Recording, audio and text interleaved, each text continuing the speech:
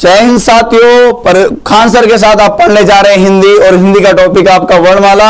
यहां से लगातार आपसे क्वेश्चन पूछे जा रहे हैं एग्जाम में, जो बहुत ही महत्वपूर्ण है। मैं आपको बताऊंगा दोस्तों किस तरह से आपको याद रखने हैं, आपको रटना नहीं है, समझना है। चलिए शुरू करते हैं आज का पहला क्वेश्चन। दोस्तों, निम्नलिखित में से कौन सा स्वर खंड तालु है? दोस्तों यहां पर आपको मिल रहे हैं दो नाम, कंठ और ताल।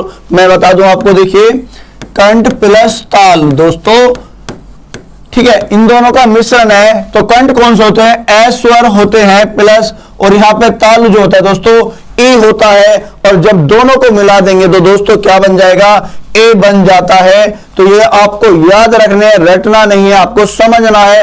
तब आप इसका उच्चारण करेंगे तो आप इसको बोल के देखेंगे।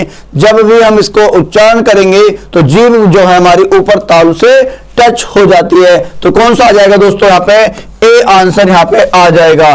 ठीक है दोस्तों, आगे चलते हैं। अगला क्वेश्चन आपके सामने है, अनुस्वार किसका कार्य करता है? दोस्तों अनुस्वार यानी कि बिंदी जिसको कहा जाता है, बिंदी कहा जाता है। और ये किसका काम करता है दोस्तों? ये काम करता है पंचम वर्ण का। दोस्तों बहुत ही इंपॉर्टेंट है, लगातार यहां इससे क्वेश्चन पूछे जा रहे हैं, और ये बहुत ही महत्वपूर्ण क्वेश्चन है जो आपके आने वाले आगामी परीक्षा है यूपी पुलिस की। यहां पर बहुत इंपॉर्टेंट क्वेश्चन है और आपके एग्जाम में आने वाले।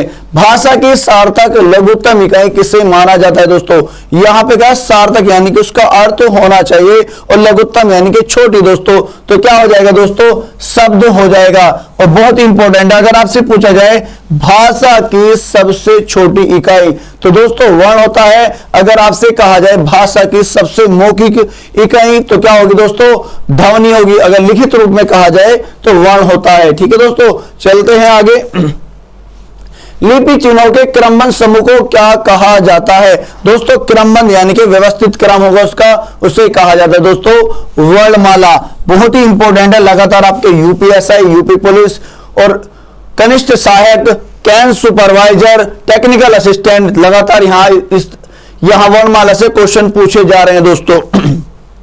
अगला क्वेश्चन आपके सामने, निम्न में से कौन सा संयुक्त स्वर नहीं है?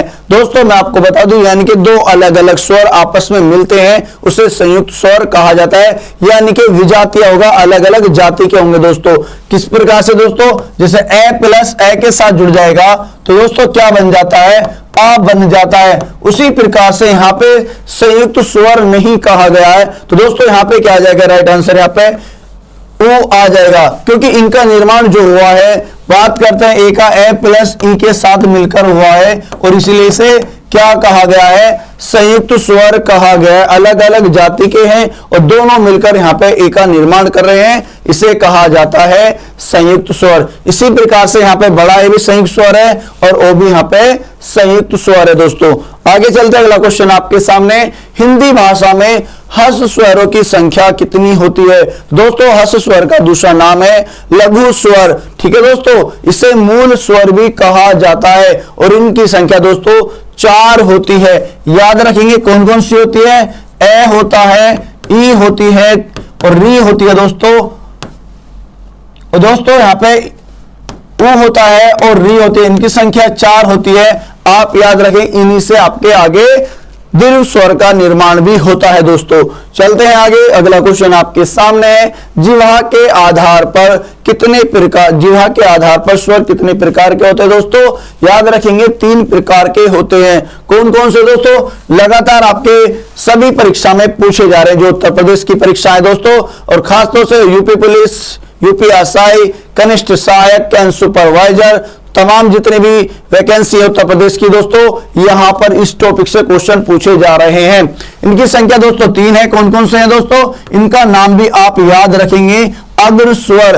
दोस्तों मैं आपको इसको मैं शॉर्ट ट्रिक बताने जा रहा हूं, आप इसे कभी नहीं भूलेंगे। यहां पे लिखा है अग्र स्वर। तो दोस्तों अगर आपके कोई मेहमान आए तो उसे क्या कहते हैं घर पे? आइए, यानी कि ए आ गया अग्र स्वर, और यहाँ पे दोस्तों क्या? ई आ जाएगी छोटी। और याद रखेंगे दोनों, अगर छोटी ई साथ है तो बड़ी ई भी इसके साथ ही रहेगी, और यहाँ पे ए छोटा है तो बड़ा ए भी यहाँ पे साथ रहेगा। इस तरह से आप इसको याद रख सकते हैं। नंबर 2 यहाँ पे दोस्तों मध्य स्वर, इसका दूसरा नाम है केंद्र स्वर। इसे केंद्रीय स्वर भी कहा गया है। उसकी संख्या दोस्तों 1 है। क्या है यहाँ पे? ए होता है। और दोस्तों नंबर 3 की बात करें, पश्च स्वर कहा जाता है? पश्च स्वर कहा जाता है दोस्तों। इसके बारे में मैं आपको अपनी क्लास में बताऊंगा जब मैं आपको कराने जाऊंगा वर्णमाला कंप्लीट। ठीक है दोस्तों, तो आगे चलते हैं। अगला क्वेश्चन आपके सामने आ चुका है, अर्धविवृत स्वर किसे कहा जाता है दोस्तों?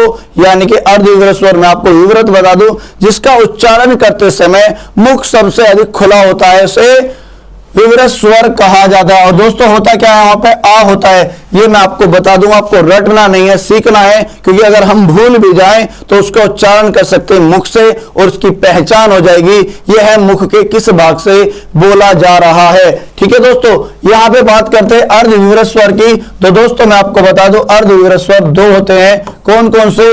यहाँ पे बड़ा ए होगा और बड़ा ओ होगा। ठीक है, तो याद रखेंगे यहाँ पे ऑप्शन में क्या आ रहा है दोस्तों, बड़ा ए आ रहा है, तो राइट आंसर यहाँ पे ये आ जाएगा। और लगातार यहाँ से क्वेश्चन पूछे जा रहे हैं, अक्सर बच्चा भूल जाता है एग्जाम में आने से, क्योंकि बच्चा अक्सर रट कर जाता है। तो दोस्तों रटना नहीं है, समझना है, और ये आपको उच्चारण करके आप इसको याद रख सकते हैं।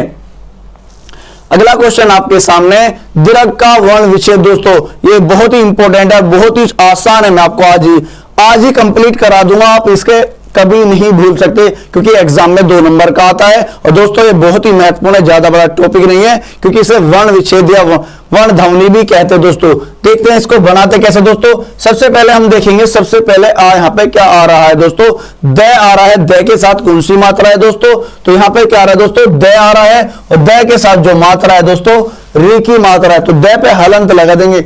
जब किसी भी वर्ण की मात्रा हट जाती है तो वो आधा हो जाता है। और आधे की पहचान कैसे होती है दोस्तों, उसके नीचे तिरछी लाइन लगा देते हैं, जिसे हम कहते हैं हलंत। तो यहाँ पे री आ जाएगा दोस्तों। उसके बाद क्या बचा हमारे पास, वर्ण ग बचा है, और ग पे हम हलंत लगा देंगे तो ए ध्वनि यहां से बाहर निकल जाएगी। इसे ही हम क्या कहते हैं दोस्तों, वर्ण विच्छेद या वर्ण ध्वनि कहते हैं। ठीक है दोस्तों, अगला क्वेश्चन आपके सामने है, निम्न में से कौन सा व्यंजन स्पष्ट संघर्षीय? दोस्तों मैं आपको बता दूं व्यंजन कितने हैं। व्यंजन की संख्या दोस्तों 33 होती है, और स्पष्ट व्यंजन की दोस्तों संख्या 25 होती है। और आपसे पूछा जा रहा है दोस्तों स्पर्शी संघर्षी कितने होते हैं? दोस्तों मैं आपको बता दूं संख्या 4 होती है। कौन कौन से वो मैं आपको बता रहा हूं दोस्तों, संख्या होती है दोस्तों 4। कौन सी? च, छ, जय और झय होता है दोस्तों, याद रखेंगे, क्योंकि यहां पे बाद में क्या आ जाता है दोस्तों, पंचमा अक्षर आ जाता है। उनकी संख्या 4 है। आप इन 4 में से देख लेंगे ऑप्शन में कौन सा आ रहा है। तो आपको रटना नहीं है, सिर्फ याद रखना है दोस्तों। तो यहां पे क्या आ रहा है दोस्तों, जय आ रहा है। क्या आ रहा है दोस्तों, जय आ रहा है, बहुत ही इंपॉर्टेंट है। मैं आपको लगातार कराता रहूंगा अपनी क्लास में दोस्तों, क्योंकि 1 तारीख से ही है, सॉरी दोस्तों, यानी कि मंडे से आपकी क्लास आ रही है, जिसमें मैं आपको वर्णमाला कराने जा रहा हूं। ठीक है, यहाँ पे संपूर्ण जानकारी दी जाएगी, और आपको रटना नहीं है, याद करना है, और लगातार हमारे साथ जुड़े रहिए दोस्तों। मैं आपकी हिंदी 37 में से 37 कराने जा रहा हूं यूपी पुलिस के लिए दोस्तों, और इसी के लिए मैं अपनी क्लास को पूरा कर दूं। जय हिंद, जय भारत।